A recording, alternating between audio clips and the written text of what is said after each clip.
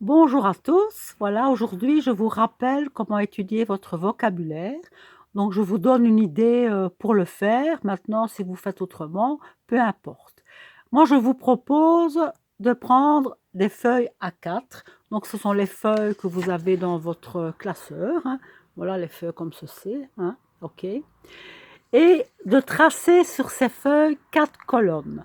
Donc, si vous mesurez plus ou moins pour utiliser toute la feuille, vous aurez 4 colonnes de 5 centimètres qui feront 28 centimètres dans le sens de bas en haut, ici. OK.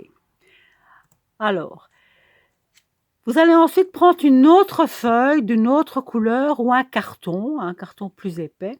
Et alors, dans cette deuxième feuille, on va faire une seule colonne. Pardon, de 5 centimètres sur 28. OK? Excusez-moi.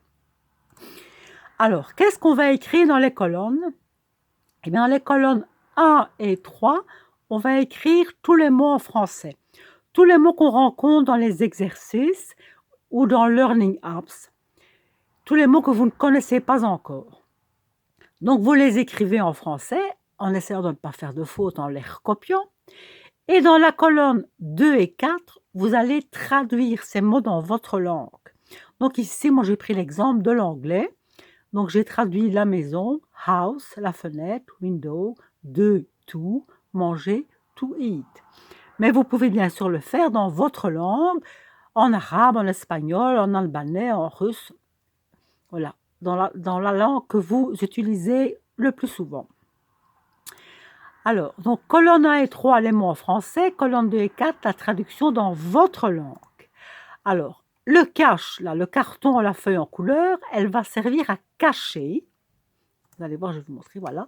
J'ai ici mon cache et je vais venir cacher une colonne. Alors, je vais vous montrer ça ici, voilà.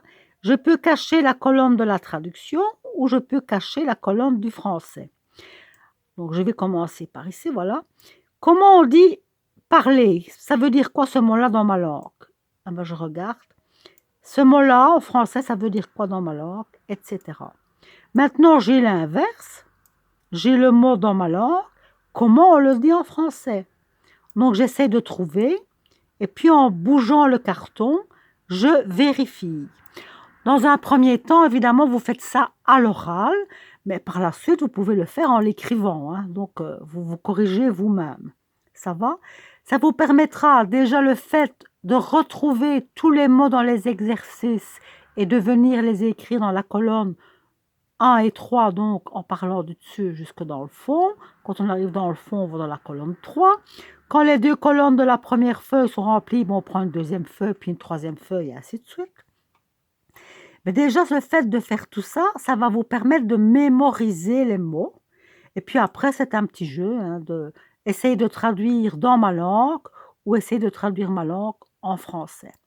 Ça vous permettra d'avoir une boîte de mots vraiment très importante qui va se remplir de plus en plus.